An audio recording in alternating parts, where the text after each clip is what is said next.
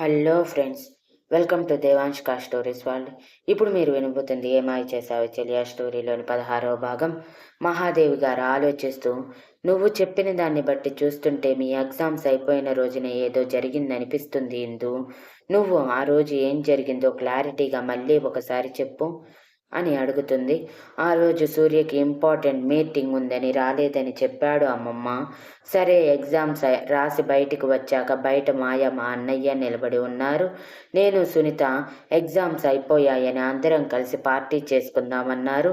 నేను సూర్య లేకుండా వద్దు అన్నా కూడా బలవంతంగా ఒప్పించారు రెస్టారెంట్కి వెళ్ళి బిర్యానీ తిందామంటే.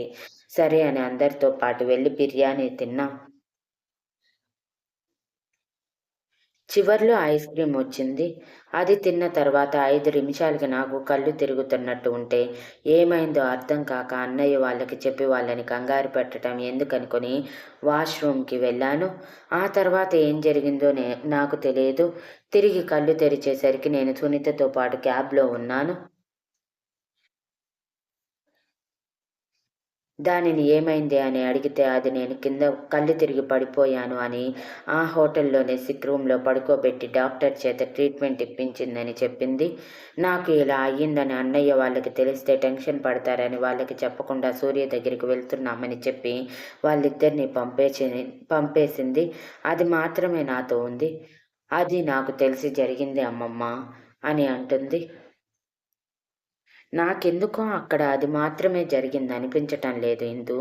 ఇంకేదో నీకు తెలియకుండా నీ వెనక జరిగింది అనిపిస్తుంది. నువ్వు మళ్ళీ ఒకసారి ఆ రోజు ఏం జరిగిందో నీ ఫ్రెండ్ని కొంచెం కనుక్కో. ఆ తర్వాత నుంచే కదా సూర్య నీతో మాట్లాడకపోగా అసహించుకోవటం చేశాడు అని అడుగుతుంది. అవును అమ్మమ్మ, ఈ విషయమే మర్చిపోయాను. కరెక్ట్గా చెప్పారు. ఆ రోజు నుంచి బాధలో ఉండి నేను కూడా ఈ విషయమే మర్చిపోయాను. ఆ రోజు నా మనసు చాలా అలజడికి గురయ్యింది. ఎందుకో సూర్య బాధపడుతున్నాడు అనిపించి తనకి ఎన్నిసార్లు ఫోన్ చేసినా లిఫ్ట్ చేయలేదు అని ఆలోచిస్తూ అంటుంది. ఆ రోజు సూర్య కూడా బాగా తాగి ఇంటికి వచ్చాడంట ఇందు. పైగా నీ పేరే కలవరించాడంట. మీ తాతయ్య నేను బాధపడతానని ఆ రోజు ఏమీ చెప్పలేదు. కానీ తర్వాత రోజు సూర్య ఆఫీస్కి వెళ్ళాక సూర్య అంత సీరియస్గా ఎందుకు ఉన్నాడు అని మీ తాతయ్యని అడిగితే చెప్పాడు. నాకెందుకు ఆ రోజు సూర్య బిహేవియర్కి నువ్వు చెప్పిన దానికి సంబంధం ఉంది అనిపిస్తుంది. నువ్వు ముందు అది తెలుసుకో అని అంటుంది. ఏది తెలుసుకోవాలన్నా నేను ఆ ఇంటి నుంచి బయటికి అడుగు పెట్టాలి కదా అమ్మమ్మ. సూర్య నన్ను బయటికి అడుగు పెట్టనివ్వట్లేదు. ఇక ఏం తెలుసుకోవాలి, ఎలా తెలుసుకోవాలి అని అసహనంగా అడుగుతుంది.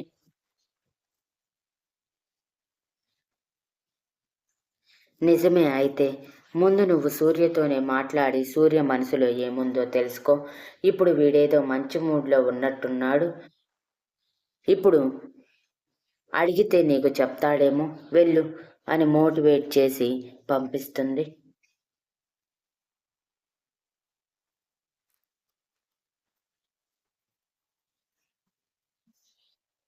సూర్య ఇంకా ఇందు గురించి ఆలోచిస్తూ తలనొప్పి వస్తుంటే ఆలోచనలు ఆపేసి తన కోట్ విప్పేసి ఫ్రెష్ అవ్వటానికి బాత్రూంలోకి వెళ్ళిపోయి ఆలోచనలన్నీ పక్కన పెట్టి అరగంట పాటు స్నానం చేస్తాడు.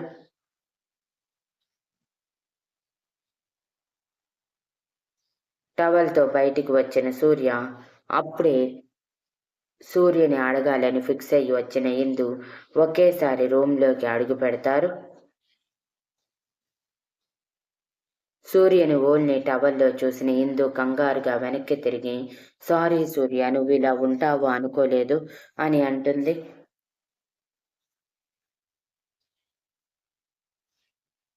ఇందుని చూడగానే మళ్ళీ విడాకుల మ్యాటర్ గుర్తుకు వచ్చి కోపంగా, నీకు కొంచెమైనా బుద్ధి ఉంటే కదా తెలియటానికి. ఇలా రూమ్లోకి వచ్చే ముందు డోర్ నాక్ చేసి రావాలని కూడా తెలియదు. రూమ్లో ఒకరున్నారు, వాళ్ళకు కొంచెం ప్రైవసీ అవసరమని. ఆ మాత్రం తెలివి కూడా నీకు లేదు. అది నాకు తెలుసులే అని విసురుగా అంటాడు.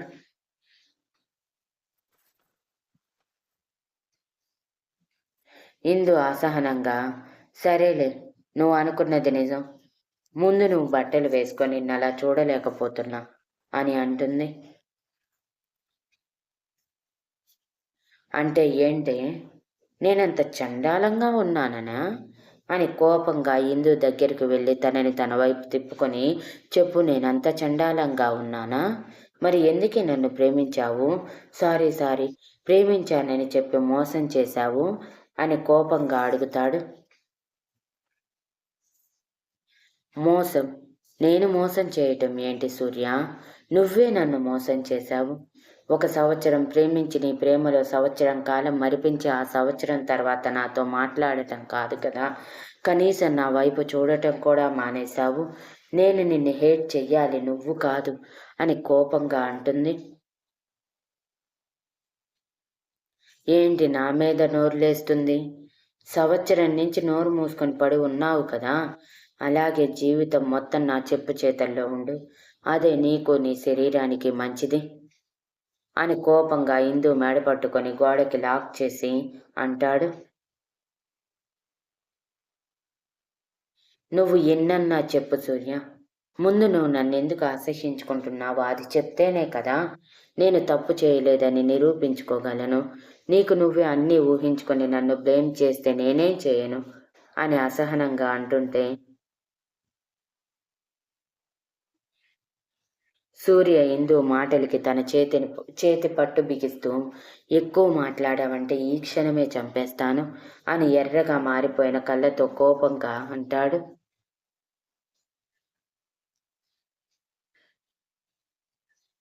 సూర్యని అంత కోపంగా చూసి ఇందుకి భయంగా అనిపించినా ఇప్పుడు భయపడితే అసలేమీ తెలియదని సూర్య చేతి మీద తన చేయి వేసి గింజుకుంటూ నువ్వెందుకు నన్ను హేట్ చేస్తున్నావో చెప్పేంత వరకు నేను ఇంతే అడుగుతూ ఉంటాను సూర్య. సంవత్సరం నుంచి చూస్తున్నాను, నీలో కొంచెం కూడా మార్పు లేదు. నాకు ఓపిక నశించిపోతుంది. ఇలా దూరం పెడుతున్నావు, ఇక్కడికి తీసుకువచ్చి ఎందుకు ఇన్ని చిత్రహింసలు పెడుతున్నావో నాకు తెలియాలి అని ఊపిరి భారంగా మారటం వలన నెమ్మదిగా దగ్గుతూ ఉంటుంది. సూర్య ఇంకా పట్టుకుంటే చచ్చిపోతుందేమో అని విసురుగా ఇందుని విసిరేసి, నేనెందుకు నిన్ను అసహ్యించుకుంటున్నానో తెలియదా? తెలిసి కూడా నన్ను అడుగుతున్నావా? నిన్ను చూస్తుంటేనే అసహ్యం వేస్తుంది. నిన్నెందుకు పెళ్లి చేసుకున్నానో కూడా నాకు అర్థం కావట్లేదు. కానీ వాడు నన్ను బ్లాక్మెయిల్ చేయకుండా ఉండుంటే జీవితాంతం నీ మొహం చూసేవాడిని కాదు. అంతా వాడి వల్లే వచ్చింది అని కోపంగా అంటాడు. ఇందు దగ్గుతూ సూర్య చెప్పిన మాటలు అర్థం అవ్వక, నన్ను పెళ్లి చేసుకోమని నిన్ను బ్లాక్మెయిల్ చేశారా? ఎవరు చేశారు సూర్య అని బ్లాంక్ ఫేస్తో అడుగుతుంది. ఎవరు చేస్తే ఏంటి? నీ దరిద్రం అంతా తెచ్చి నా జీవితంలో పెట్టుకున్నాను కదా, ఇంకేంటి, నోరు మూసుకుని ఉండు. అంతేకాని వాయిస్ రైజ్ చేస్తావంటే నిన్ను చంపేసినా అడిగేవాడు లేడు అని కోపంగా అంటూ డ్రెస్అప్ అవ్వటానికి వెళ్ళిపోతాడు. ఇందు అయోమయంగా, నాకు తెలియకుండా నా చుట్టూ చాలానే జరిగాయి. అసలు ఏం మాట్లాడుతున్నాడో కూడా అర్థం కావట్లేదు సూర్య. నేను మోసం చేశా అంటాడు. ఏమీ చెప్పడు.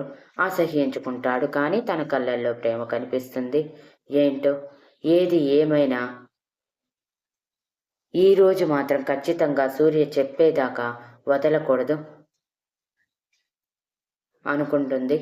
సూర్య డ్రెస్అప్ పై బయటికి రాగానే ఇందు బెడ్ మీద కూర్చొని ఆలోచిస్తూ ఉండటం చూసి, ఏంటి ఇంకా ఆలోచిస్తూ ఉంటావా? మొగుడికి అన్నం పెట్టేది ఉందా, లేకపోతే బయటికి పొమ్మంటున్నావా అని కోపంగా అడుగుతాడు. నువ్వు ఎన్నైనా చెప్పు సూర్య, ఇప్పుడు నువ్వు నాకు నిజం చెప్పకపోతే అంటూ చుట్టూ చూసి ఫ్రూట్స్ కోసే కత్తి ఉండటం చూసి వెంటనే దానిని తీసుకొని తన చేతి మణికట్టు దగ్గర పెట్టుకొని, నువ్విప్పుడు నిజం చెప్పకపోతే నేను చచ్చిపోతాను సూర్య. ఇక ఈ బాధని భరించటం నా వల్ల కాదు. ఇలా నన్ను చూసుకుంటే నాకు నా జీవితం మీద విరక్తి పుడుతుంది. ఎప్పటికైనా నువ్వు మారుతావు అనుకున్నాను, కానీ సంవత్సరం గడిచినా నీలో చిన్న మార్పు కూడా రాలేదు. ఇప్పటికీ నువ్వు ఇంకా అలానే ఉన్నావు. ఇక నా వల్ల కాదు సూర్య, నువ్వు నిజం చెప్తావా, నన్ను చచ్చిపోమంటావా అని బెదిరిస్తుంది. ఏంటి బెదిరిస్తున్నావా? నీ బెదిరింపులకి నేను భయపడాలా? ఏం చేసుకుంటావో చేసుకో. నీకు మాత్రం నేను చెప్పాల్సిన అవసరం కూడా లేదు. అన్నీ తెలిసి నువ్వే నటిస్తున్నప్పుడు నీకు నేనెందుకు చెప్పాలి అని కోపంగా అంటాడు. సూర్య ఇక చెప్పేలా లేడు అనుకుని ఇందు కోపంగా తన మణికట్టు దగ్గర లోతుగా కట్ చేస్తుంది. బ్లడ్ చిమ్మినట్టు పడగానే సూర్య కంగారుగా ఇందు దగ్గరికి వెళ్తూ, ఏం చేస్తున్నావు? పిచ్చిగాని పట్టిందా? నిన్ను చంపాలంటే అది నేను మాత్రమే చంపాలి. నీకు నువ్వు చస్తాను అంటే ఇక్కడెవరు ఒప్పుకోరు అంటూ దగ్గరికి వెళ్తాడు. ఇందు కోపంగా చేయి అడ్డం పెట్టి, నువ్వు దగ్గరికి వచ్చావు అంటే నేను మళ్ళీ కట్ చేసుకుంటాను సూర్య. నాకిప్పుడు నిజం తెలియాలి. నువ్వెందుకు నన్ను ఇంత అసహ్యించుకుంటున్నావో నాకు తెలిసే వరకు నేను ఇలానే ఉంటాను. ఇక నా వల్ల కాదు. నాకు నిజమన్నా చెప్పు, లేదా నన్ను ఇలా వదిలే అని కోపంగా అంటుంది. ఇందు ఇక వినేలా లేదని సూర్య కోపంగా, ఏం తెలియాలి నీకు? ప్రాణం కన్నా ఎక్కువగా ప్రేమించిన నన్ను మోసం చేశావు. నా గుండెల్ని ముక్కలు చేశావు. నిన్ను అలా వాడితో చూసిన తర్వాత పూర్తిగా నా మనసు విరిగిపోయింది. అప్పటి నుంచి ఎంతగా నిన్ను ప్రేమించానో ఇప్పుడు అంతగా అసహ్యించుకుంటున్నాను. నీకు తెలియాలి కదా, నేను చెప్తా. కానీ ముందు నువ్వు కట్టుకో, అప్పుడే చెప్తాను అని అంటాడు. ఇందు అనుమానంగా సూర్య వైపు చూస్తూ, నిజంగా చెప్తావు కదా? మళ్ళీ నేను చెప్పాల్సిన అవసరం లేదు అని మాట తోలవు కదా అని అడుగుతుంది.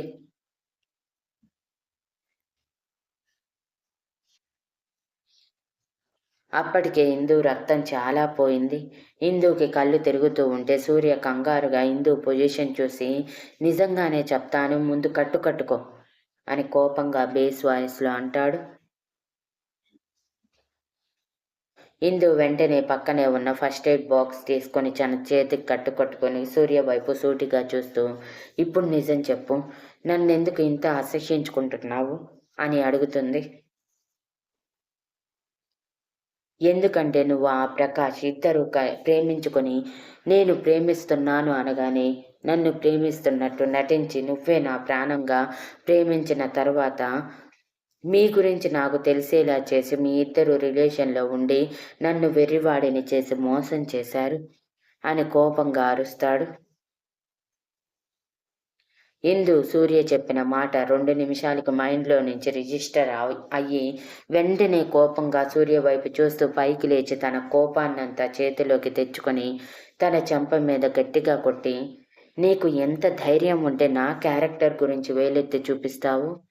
చంపేస్తాను నా గురించి తప్పుగా మాట్లాడావంటే అని అపరికాలి మాతలా మారి ఉగ్రంగా చూస్తూ ఉంటుంది. సూర్య ఇందు కొట్టిన దెబ్బకి చెంప మీద చేయి పెట్టుకుని ఒక్క క్షణం షాక్ అయినా వెంటనే కోపంగా ఇందు వైపు చూస్తూ, ఎంత ధైర్యం ఉంటే నన్నే కొడతావు అని ఇందు చెంప మీద కొట్టబోయేంతలో ఇందు సూర్య చేతిని పట్టి ఆపేసి ఆ చేతిని విదిలించి కొడుతుంది.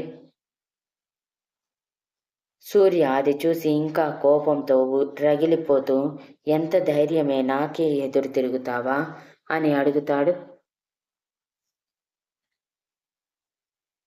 ఎదురు తిరగటం కాదు, చంపేస్తాను. నా క్యారెక్టర్ గురించి తప్పుగా వాగితే ఆయన అలా ఎలా అనగలుగుతున్నావు సూర్య? నా గురించి నీకు తెలియదా? సంవత్సరం పాటు అంత దగ్గరుండి చూశావు కదా, ఇదేనా నా మీద ఉన్న ప్రేమ నమ్మకం అని బాధగా అడుగుతుంది. ప్రేమ నమ్మకం వీటి మీద నాకు నమ్మకం పోయి 2 సంవత్సరాలు అవుతుంది. అయినా నువ్వు చేసింది చెప్తేనే నీకంత కోపం వస్తే నిన్ను ఆ పరిస్థితుల్లో చూసిన నాకు ఎంత కోపం బాధ వస్తాయో నీకు అర్థం కాలేదా? అందుకే నువ్వంటే నాకు అసహ్యం. నీ తప్పు ఉండి కూడా నువ్వు లేదు అని ఇంతలా వాదిస్తున్నావు అని కోపంగా అంటాడు. సూర్య అన్న మాటలకి ఇందు బాధ కోపం ఒకేసారి వచ్చి మళ్ళీ సూర్య చెంప మీద కొట్టి, నన్ను చూడగానే ప్రేమించా అన్నావు, సంవత్సరం పాటు నాతోనే తిరిగావు, ఆ మాత్రం లేకుండానే నన్ను ప్రేమించావా సూర్య? ఒక్కసారి కూడా నన్ను ఇలా ఎందుకు చేశావు అని అడగాలనిపించలేదా? అలా అడిగి ఉంటే మన జీవితం ఇలా ఉండేది కాదు కదా! అసలు అలా ఎలా అనుకుంటున్నావు? ప్రకాష్‌కి, నాకు అని మాట్లాడటానికి మాట కష్టంగా వచ్చి, తనని నేను అన్నయ్యగా భావిస్తే, నువ్వు నాకు తనకి అసహ్యమైన రిలేషన్ పెడతావా? నిన్ను చూస్తుంటే నాకు ఫస్ట్ టైమ్ అసహ్యం వేస్తుంది సూర్య. అసలు నీకెలా అనిపించింది అలా నేను చేయగలను అని బాధగా అంది. ఎందుకంటే నేను మీ ఇద్దరిని కళ్ళారా చూశాను కాబట్టి.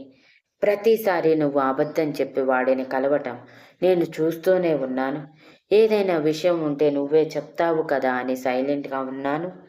అది అడ్వాంటేజ్‌గా తీసుకొని మీరు ఏకంగా నా ముందే ఒకే బెడ్ షేర్ చేసుకుంటుంటే చూశాను. నా కళ్ళారా చూసింది కూడా నా మనసు నమ్మలేక, నా బుజ్జి అలా చేయదు. అది నన్ను ప్రాణంగా ప్రేమించింది. నన్ను మోసం చేయదు అనుకుని తర్వాత రోజు నీ దగ్గరికి వస్తుంటే, ఆ భయంకరమైన నిజానికి సంబంధించిన ఆధారాలు నా దగ్గరికి చేరాయి. ఆ ఆధారాలు చూశాక నేను ఇంకా ఎందుకు బ్రతికి ఉన్నానో అనిపించింది. నీకు తెలుసా? ప్రాణంగా ప్రేమించిన అమ్మాయి మోసం చేసి మరో మగాడితో తిరుగుతూ ఉంటే ఆ అబ్బాయి పరిస్థితి ఎలా ఉంటుందో ఒకానొక క్షణంలో చచ్చిపోవాలనిపించింది. కానీ తాతయ్య, నానమ్మ గుర్తుకు వచ్చి ఆగిపోయాను. అయినా నీలాంటి దానికోసం నేను ఎందుకు చావాలనుకున్నాను? ఒక్కోసారి అనిపించేది తెలుసా? నువ్వు చచ్చినా తప్పు చేయవు అని, నీ దగ్గరికి రావాలి అని, అసలేం జరిగిందో నీ నోటితో తెలుసుకోవాలి అనుకున్న వెంటనే ఆ ఫోటోలు గుర్తుకు వచ్చేవి. అవి చూసిన ప్రతిసారి మీరిద్దరూ కలిసి కావాలనే నన్ను మోసం చేశారని నా మనసు 1000 ముక్కలయిపోయేది. అందుకే, అందుకే ఆ రోజు నుంచే నీకు ఎదురు పడకుండా నువ్వు ఎదురుగా వచ్చినా అసహ్యించుకుంటూ వెళ్ళిపోయాను. నువ్వు నా ముందు ఏడుస్తూ ఉంటే ఎక్కడ కరిగిపోతానో అని భయపడి నిన్ను తప్పించుకొని తాతయ్య, నానమ్మలని ఒంటరిగా వదిలేసి అమెరికా వెళ్ళిపోయాను. ఇంత చేసినా నిన్ను ఏమనాలి అని కోపం బాధగా మారి అడుగుతాడు. ఇందు బ్లాంక్ ఫేస్‌తో సూర్య వైపు చూస్తూ, "నువ్వు ఏం మాట్లాడుతున్నావో నాకొక్క ముక్క కూడా అర్థం కాలేదు సూర్య. కానీ నువ్వు అన్న దాంట్లో మాత్రం నిజం 1% కూడా లేదు. నా మీద ఒట్టు. నేను ప్రకాష్‌ని ప్రేమించలేదు. తనని నేను సొంత అన్నయ్యలా అనుకున్నాను. నిజం సూర్య. అయినా నేను వాడు ఒకే బెడ్ షేర్ చేసుకోవటం ఏంటి? పిచ్చి పట్టిందా నీకేమైనా? అలా ఎలా అనుకుంటావు? పైగా కళ్ళారా చూశాను అంటున్నావు. నాకు తెలియనిది నీకెలా తెలిసింది? ఒకవేళ అలా చేసేదాన్నే అయితే నిన్నెందుకు పెళ్లి చేసుకుంటాను? నువ్వు నన్ను అసహ్యించుకుంటున్నా నీ వెనక ఎందుకు పిచ్చిదానిలా పడతాను? నీకోసం ఎందుకు రాత్రే పగలు ఆలోచిస్తూ ఏడుస్తాను? ఆ మాత్రం అర్థం కాలేదా సూర్య? ఎయిర్‌పోర్ట్‌లో కూడా నీకోసం పిచ్చిదానిలా ఎందుకు వెతికాను? ఒకవేళ నిన్ను మోసం చేసేదాన్నయితే నువ్వు వెళ్ళిపోతే సంతోషిస్తాను కానీ నీ వెనక ఎందుకు వస్తాను? నా ప్రేమ నీకు తెలీదా సూర్య? నీకు ప్రామిస్ కూడా చేశాను. నువ్వు తప్ప మరో మగాడిని నా జీవితంలో చోటు లేదని. పెళ్లి రోజు కూడా అతనితో తాళి కట్టించుకునే పరిస్థితి వస్తే చచ్చిపోవాలని, సూసైడ్ చేసుకోవాలని అనుకున్నాను. కానీ ఆఖరి క్షణంలో నువ్వు నన్ను తాళి కట్టి పెళ్లి చేసుకున్నావు. ఒక్క క్షణం సంతోషంలో అంతా మర్చిపోయాను కానీ నువ్వు మా అమ్మానాన్నలతో మాట్లాడే అవకాశం కూడా ఇవ్వకుండా ఇక్కడికి తీసుకువచ్చి నా ఇంటి పని మనిషి అంటూ ఇష్టం వచ్చినట్టు మాట్లాడావు. అయినా సరే నువ్వు చెప్పిన వాటికి తిరిగి ఎదురు సమాధానం చెప్పలేదు, ఎదురు తిరగలేదు. నువ్వు బయటికి వెళ్ళొద్దు అంటే ఒక్క అడుగు బయట పెట్టలేదు. నీ మాటే వేదంగా మార్చుకున్నాను. నువ్వు కొట్టినా, తిట్టినా నీతోనే ఉన్నాను. అటువంటిది ఇన్ని రోజులు నా మీద నమ్మకం కూడా కలగలేదా సూర్య? అలా ఎలా అనుకున్నావు సూర్య? నా క్యారెక్టర్ అంత చీపని అని బాధ కోపంగా మారి అడుగుతుంది. అవును, అన్నీ చేశావు. కానీ అన్నీ తప్పదు అనుకుని నన్ను నమ్మించటానికి చేశావు. కానీ ఒక్కసారి మోసపోయిన మనసు మళ్ళీ మళ్ళీ మోసపోవటానికి రెడీగా లేదు. నువ్వు ఏమి చెప్పినా నీ మీద నాకు నమ్మకం తిరిగి కలగదు అని కోపంగా అంటాడు. సరే, అదంతా వదిలే. నేను ప్రకాష్‌తో రిలేషన్‌లో ఉన్నాను అని నీకెలా అర్థమైంది? పైగా నువ్వన్నావు కదా! అంటూ గొంతులో మాట కష్టంగా వస్తుంటే తన కన్నీళ్లు తుడుచుకుంటూ బెడ్ షేరింగ్ అని. అది ఎలా తెలుసు నీకు? నాకు చెప్తేనే కదా నేను తప్పు చేయలేదని నిరూపించుకోగలను అని కాన్ఫిడెంట్‌గా అడుగుతుంది.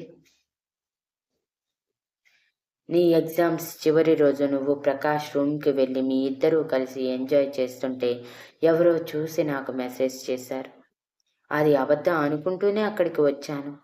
కానీ నిజమై నా కళ్ళెదురుగా ఉండేసరికి అది చూసిన తర్వాత ప్రపంచం స్తంభించిపోయింది. అప్పటికప్పుడు భూకంపం వచ్చి కూరుకుపోతే బాగుండు. లేకపోతే లేకపోతే సునామీ వచ్చి అందులో కొట్టుకుపోతే బాగుండు అనిపించింది. అంతలా మోసం చెయ్యాలని నీకెలా అనిపించింది ఇంతు? ఇంత చేసే బదులు ఒక్కసారి నన్ను చంపేసి ఉండొచ్చు కదా! నిన్ను ఎంతో ప్రాణంగా ప్రేమించాను. ఒక్కరోజు కూడా నా ప్రేమను నువ్వు ఫీలవ్వలేదా? లేకపోతే నా ప్రేమలోనే లోపం ఉందా? అని కళ్ళల్లో కన్నీరు వస్తుంటే కష్టంగా ఆపుకుంటూ అడుగుతాడు. ఇందుకి సూర్య బాధ అర్థమై వెంటనే సూర్యని హగ్ చేసుకుని, నిజం సూర్య, నాకు నిజంగా ఏ పాపం తెలియదు. నేనంత క్యారెక్టర్లెస్ అమ్మాయిని కాదు. నా మీద ఒట్టు. ప్లీజ్ సూర్య, నన్ను నమ్ము